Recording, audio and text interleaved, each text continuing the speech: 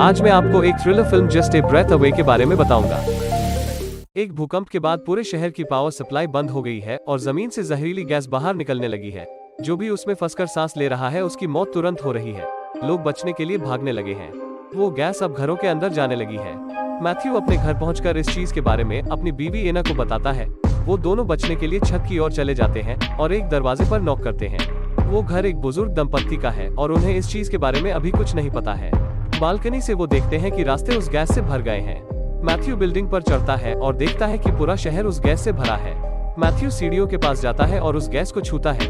उससे कोई बदबू नहीं आ रही है। वो दोनों यहाँ कुछ देर के लिए सुरक्षित हैं, लेकिन उनकी बेटी दूसरे मंजिल पर है। उसको एक ऐसी बीमारी है जिस वजह से वो सिर्फ साफ हवा में रह सकती है, इसलिए वो एक कैप्सूल में रहती है जहाँ हवा फिल्टर हुआ करती है। पावर सप्लाई के बंद होने से कैप्सूल अब बैटरी पर चल रही है और कुछ घंटों बाद बैटरी को बदलना पड़ेगा। लेकिन मैथ्यू को यहाँ से उस मंजिल पर जाने 4 मिनट लगेंगे और इतनी देर तक उसको अपनी सांस रोक पाना असंभव है। तभी मैथ्यू को याद आता है कि 5वीं मंजिल पर एक अस्थमा पेशेंट रहता है जिसके पास ऑक्सीजन टैंक और मास्क है। वो गहरी सांस लेकर पाइप की मदद से नीचे जाता है। खिड़की तोड़कर वो उस घर के अंदर चला जाता है जहाँ उसको वो आदमी मरा हुआ दिखाई देता है। मैथ्यू की सांस जैसे ही टूटने वाली थी उसको एक ऑक्सीजन टैंक और मास्क मिलता है। अपने घर पहुंचकर वो बैटरी बदल देता है और अपनी बेटी से कहता है कि सब जल्द ही ठीक हो जाएगा। वो बाहर की स्थिति देखने के लिए जाता है। सड़कों पर कई लोग मरे हुए हैं। उसको सेना के लोग देखते हैं जो बचाव का काम कर रहे हैं। एक सैनिक मैथ्यू को एक बेहतर मास्क देता है और उसको उनके साथ चलने के लिए कहता है, लेकिन मैथ्यू बताता है कि उसको उसकी बेटी की जान बचानी पड़ेगी। ये सुनकर वो सैनिक उसको एक मास्क और देता है।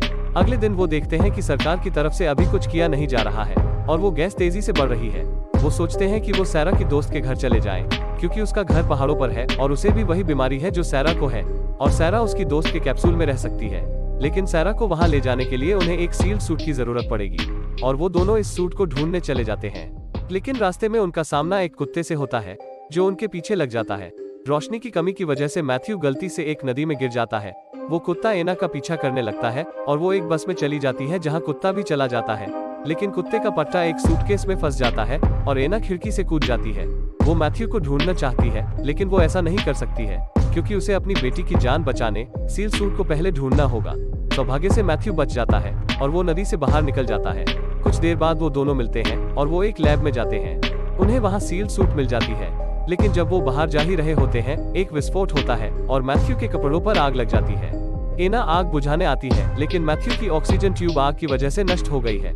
अब उनको एक ही ऑक्सीजन टैंक को इस्तेमाल करना पड़ेगा। वो उस सील्ड सूट को लेकर छत पर कुछ समय के लिए आराम करने जाते हैं। मैथ्यू बुरी तरीके से जल गया है। कुछ देर बाद वो घर जाने तैयार होते हैं, लेकिन बची हुई ऑक्सीजन 2 लोगों के लिए पर्याप्त नहीं है। मैथ्यू एना को कहता है कि उसको वो सील्ड सूट लेकर घर जाना चाहिए। एना उसको अकेले छोड़कर नहीं जाना चाहती है, लेकिन उनकी बेटी के लिए उसे ऐसा करना पड़ेगा। एना घर की ओर चली जाती है और मैथ्यू घरों की छत पर चढ़ते हुए अपने घर जाने की कोशिश करता है। थोड़ी देर में वो एक पार्किंग लॉट की छत पर पहुंचता है जहां उसे खून के धब्बे दिख रहे हैं। उसे एहसास होता है कि यहाँ किसी का कत्ल हुआ है। वो वहाँ छानबीन करने लगता है और उसे तभी एक ऑक्सीजन टैंक दिखाई देता है। मैथ्यू जल्द ही उसको पहन लेता है और घर जाने के लिए तैयार होता है। अचानक एक पुलिस वाला वहाँ आता है और लग रहा है कि यही कत्ल है। वो मैथ्यू को मास्क नीचे करने के लिए कहता है और अपनी गन निकालने लगता है। मैथ्यू ऑक्सीजन टैंक को ऑन कर लेता है और पुलिस वाले को पकड़कर छत से कूद जाता है। बिना मास्क के वो पुलिस वाला जल्द ही जहरीले गैस की वजह से मर जाता है। एना घर के पास लगभग पहुंच ही गई थी, लेकिन उसका ऑक्सीजन खत्म हो गया है। एना मास्क निकालकर अपनी सांस को रोकते हुए उस सूट को सीढ़ियों से खींचते हुए लेकर जाती है। आखिरकार वो उस गैस से बच जाती है, लेकिन जब वो बॉक्स को खोलती है तो पता चलता है कि विस्फोट के कारण सूट बहुत ज्यादा नष्ट हो गया है और इसके बिना उसकी बेटी का बच पाना नामुमकिन है। सील्ड कैप्सूल की बैटरी दोबारा खत्म होने वाली है और उसे बैटरी बदलने तुरंत जाना पड़ेगा। बिना मास्क के वो एक गहरी सांस लेकर नीचे भागने लगती है। बैटरी खत्म हो गई है और वो गैस कैप्सूल के अंदर जाने लगी है। एना वहाँ पहुँच जाती है और बैटरी बदल देती है। कैप्सूल से अब वो गैस बाहर चली गई है। सैरा अपनी माँ से पूछती है कि उसका मास्क कहाँ है। एना कुछ बता नहीं पाती है और अपनी इच्छा के बिना वहाँ से उसको जाना पड़ता है। कुछ घंटों बाद मैथ्यू घर पहुँचता है और जब वो सीढ़ियों के पास जाता है तो उसे पता चलता है कि एना की मौत हो गई है। उसने अपनी बेटी को बचाने अपना जीवन दे दिया है। जब सैरा अपनी माँ के बारे में मैथ्यू से पूछती है तो वो इसका जवाब नहीं दे पाता है। मैथ्यू यहाँ से निकलने की योजना बनाता है और अचानक भूकंप दोबारा होने लगी है और अब वो गैस और भी तेजी से बढ़ने लगी है। मैथ्यू को याद आता है कि उसने एक वैन देखी थी जिसमें गैस से बचने के लिए सूट मौजूद थी। वो उस बुजुर्ग आदमी से कहता है कि वो सूट ढूंढने जा रहा है और जल्द ही लौटकर वो सबको यहाँ से बाहर निकाल लेगा। लेकिन वो बुजुर्ग हंसते हुए मना कर देता है और कहता है कि भगवान उसके और उसकी बीवी के लिए काफी दयालु थे और अब उनका जाने का समय आ गया है। वो बुजुर्ग दंपत्ति बेड पर लेट जाते हैं और अपने अंत का इंतजार करने लगते हैं।